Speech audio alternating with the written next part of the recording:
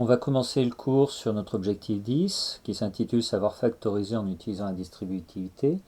On a déjà revu au cours de l'année les développements. Ici, on passe sur l'inverse, la factorisation. Quand on faisait des développements, on avait des expressions qui ressemblaient à ça, avec des parenthèses. On faisait disparaître les parenthèses en appliquant la distributivité. Là, on va faire le chemin inverse, c'est-à-dire que on part d'une expression sans parenthèse et on va chercher à obtenir une expression avec parenthèse. On va chercher en clair, dans nos expressions, ce que l'on va appeler des facteurs communs. Donc, sur le premier exemple, on part d'un 3x au carré plus 5x, on a deux termes, 3x au carré, le 5x. On va chercher ce qui est commun à ces deux termes, et en l'occurrence, ici, on peut voir que c'est la lettre x. On va la faire apparaître dans deux multiplications. Notre 3x, on va l'écrire sous la forme x fois 3x. Et le 5x, ça sera tout simplement x fois 5.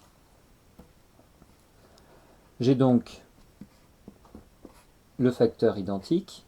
C'est celui qui va apparaître devant ma parenthèse. Et à l'intérieur de ma parenthèse, je mets tout ce qui reste, c'est-à-dire le 3x, le plus et le 5. Pour l'exemple d'à côté, le B, j'ai 7x, j'ai 7. Ce qui va être commun, ça va être le 7.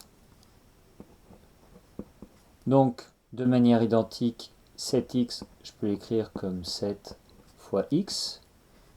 Et derrière, bien sûr, j'aurais tendance à marquer juste 7. Il me faut impérativement une multiplication. La seule multiplication que je peux mettre avec un 7 et qui donne 7, c'est 7 fois 1. À partir de là, mon facteur commun, c'est celui qui va être à l'extérieur de ma parenthèse. Et dans ma parenthèse, je mets tout ce qui reste, c'est-à-dire le x, le plus et le 1. Pour les deux exemples suivants, on procède de la même manière. J'ai un 5x et un 25. Ce qui va être identique et que je peux voir apparaître, c'est un 5. Tout simplement parce que dans 25, c'est 5 fois 5. Donc, à la ligne du dessous, mon 5x, c'est 5 fois x. Mon 25, 5 fois 5. Je souligne mon facteur commun. Je le mets à l'extérieur de ma parenthèse. Et dans la parenthèse, je mets tout ce qui reste, c'est-à-dire le x plus le 5. Pour le D, on va chercher dans les deux termes ce qui est identique. On a 12x au cube plus 18x. On remarque qu'on a le x qui est identique. Mais on remarque entre le 12 et le 18 qu'ils sont tous les deux dans la table de 6. Donc, ce qui peut être mis en commun, c'est un 6 et un x, c'est-à-dire 6x. Je vais donc écrire mon 12x au carré comme une multiplication avec 6x. Pour obtenir le 12, il faut forcément que j'ai un 2. Pour obtenir x au cube, il faut que j'ai un x au carré. C'est 6x fois 2x au carré.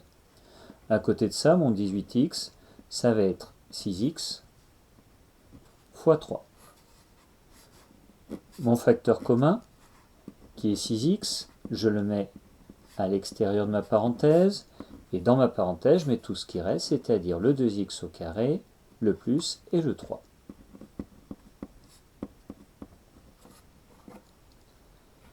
Voilà pour les 4 premiers exemples les plus faciles.